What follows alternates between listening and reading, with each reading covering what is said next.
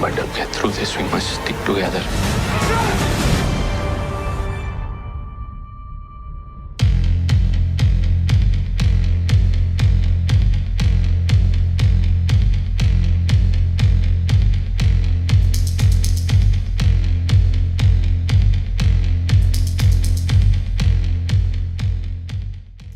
You know, obviously the real events here, I mean, there were cameras on the ground. Like, I felt like I was living in it back in the day. And there's the documentary and a lot there. Did you feel that you wanted to go back and kind of look at any of that? Or did you want to kind of go fresh and like, I got to go with whatever this film is going to be? John Colley, the screenwriter, and Anthony had compiled, they'd interviewed so many survivors of the attack and family members, and you know, we had documentaries and you know, sound clips, and we had so much information going into this to draw from. So, you know, that was what we absorbed before we shot. Obviously, humanity breaks in at that point.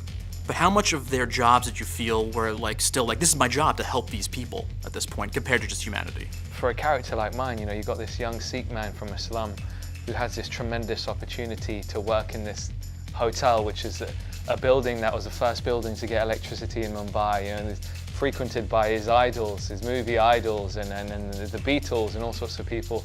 And you put on this magical cloak, and then all of a sudden you're in this place, this microcosm of India, and you're pouring Blue Label vodka for a Russian billionaire or whatever. And it was a real privilege to work there, an honor for a lot. Even today you go there and you see the pride that the staff have, that they get to work and represent the Taj. And you know, there's a moment in the film where in the kitchens there's a slogan, "Guest is God." It really, the level of service and it's fascinating to see. And also quite confronting when you start looking at that socio-economic situation and caste system, and that level of almost reverence that the staff have for their guests. You never see that anywhere else, I think. Then on the kind of the other side for David's character, he has to get his kid. If it was kind of thrown the other way around, he had to be responsible for everybody else, do you think he could have handled it? No, I'm not sure that that's how it works in any other situation other than a film. You know, like in real life, I don't know that I think the Hollywood version of this movie would have had David strip a gun from one of the gunmen and shoot him and then be like, all right guys, we're putting together a plan. You guys grab that, you guys grab that. Let's get these mother full Die Hard. Yeah, exactly. Like it's not Die Hard. Like Die Hard's not real. Like this is a very accurate representation of sort of a first person perspective of what it's like to go through something like this. And you are so terrified, and you are so adrenalized, and you are just broken by the extremity of what's going on around you. I don't think that any one person is ever the hero in something like this. I think that it's who was that kid? There was that Afghan kid who hugged the suicide bomber when he knew he was about to blow a vest. He grabbed him and hugged him really tightly, and it dampened the explosion. Like that's the kind of hero that you get.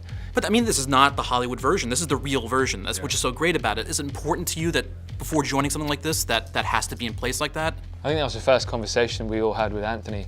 Is like, you know, this is not Die Hard, you know, and we're you know, the villains in this movie are radicalized teenagers.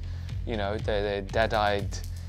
These bullets do not discriminate, you know, and even in a performance perspective, tonally, I think we were all very certain in our minds that we weren't going to try and play the heroicism of the event. You know, we were going to reinforce the fear. These guys, we were terrified. You know, Anthony had speakers around the set that he would hide, and even in between takes, he would press a button and there would be this loud, thundering grenade sound or a gunshot, and we were tense for 10, 12 hours a day.